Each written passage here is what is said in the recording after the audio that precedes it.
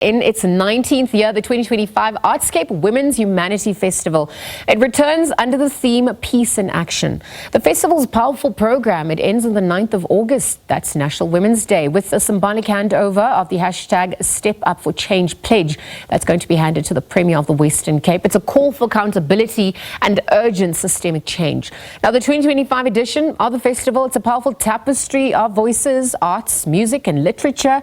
Perhaps to share a little bit more about the program this morning, we're joined virtually by Marlene Le Roux, CEO of Artscape Theatre Centre. Marlene, good morning. Thank you for joining us here on the SABC at this hour.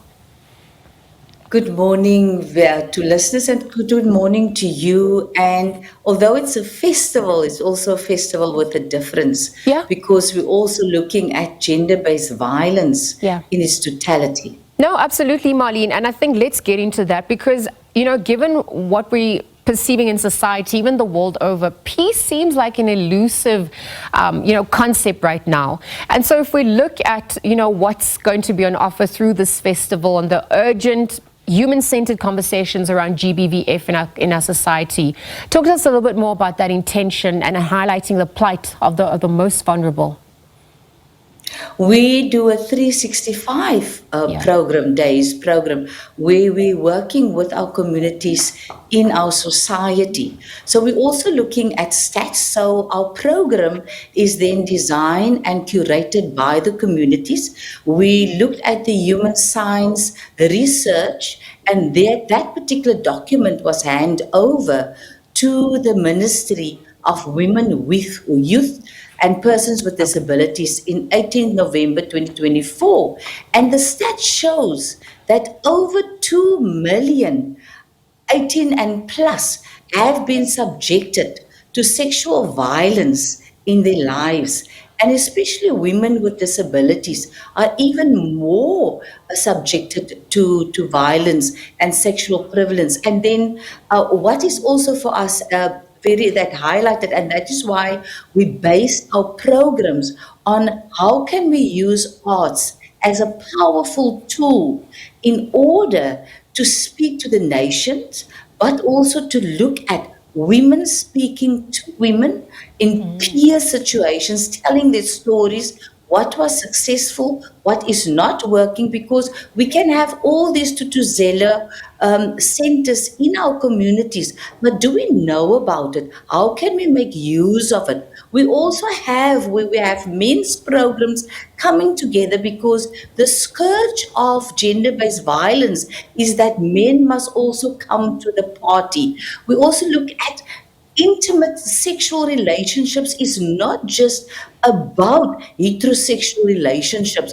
Violence also taking place in queer relationships. So we have the screenings also of the Hudsonburg films by Enrico Films that looks at our communities about homophobia. We're also looking at Ubuntu youth movement in our rural areas that talks about on the West Coast, the quota systems of the fishing companies, how women are getting poorer, how the mining actually are letting on in our communities, are actually taking the food away from our society. Then we also have women in jazz, where on the 9th of August, we will have Bawawa Mainkis, the Lady Big Band. So it's also about showing off that we can play all the instruments that is there, which is traditionally only being showcased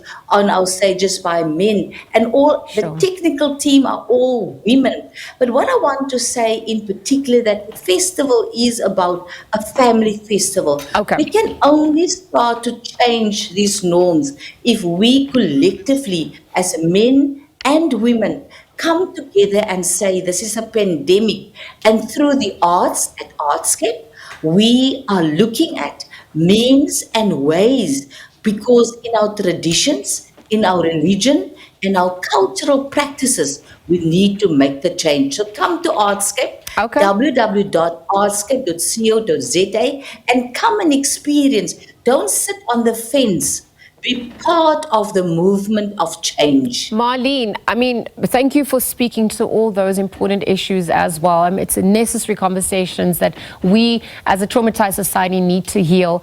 And even if we're looking at the concept of peace and, honoring some of those 6 icons, tell us a little bit more about that. But even just the journey through song and Ernestine Noor Stearman, what's coming through on that front to perhaps encapsulate some of the themes and the modes of healing that you're trying to employ? Important is that we have a production. Call me daddy. I want to call you daddy. Single motherhood is so important that we need to highlight that.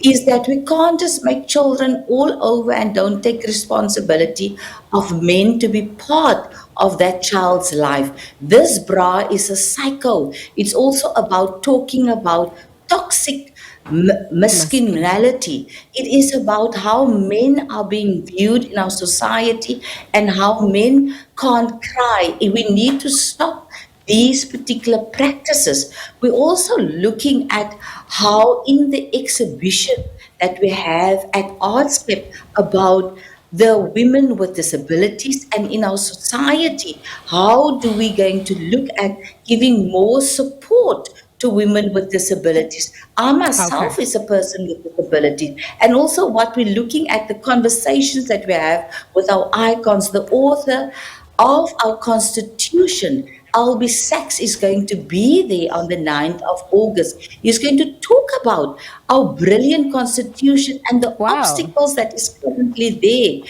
that we're not implementing the principles of our Constitution. So we can have all the policies in the world, but if there is not implementation, then that policies are just going to be on the shelves of the professors or on the shelves of our ministers. Okay. So Marlene, what we do as a festival, we're unpacking it through the arts. Marlene, we're wishing you all the best of luck and thank you for your service. Marlene Le Roux this morning, the CEO of Artscape Theatre, also curator of the Artscape Women's Humanity Festival. Perhaps it's serving as a declaration, given the scourge of GBVF in our country and the important conversations that need to be told. Arts as activism and forms of resistance are going to be used to highlight some of those important themes in our society. Thank you, Marlene, for joining us.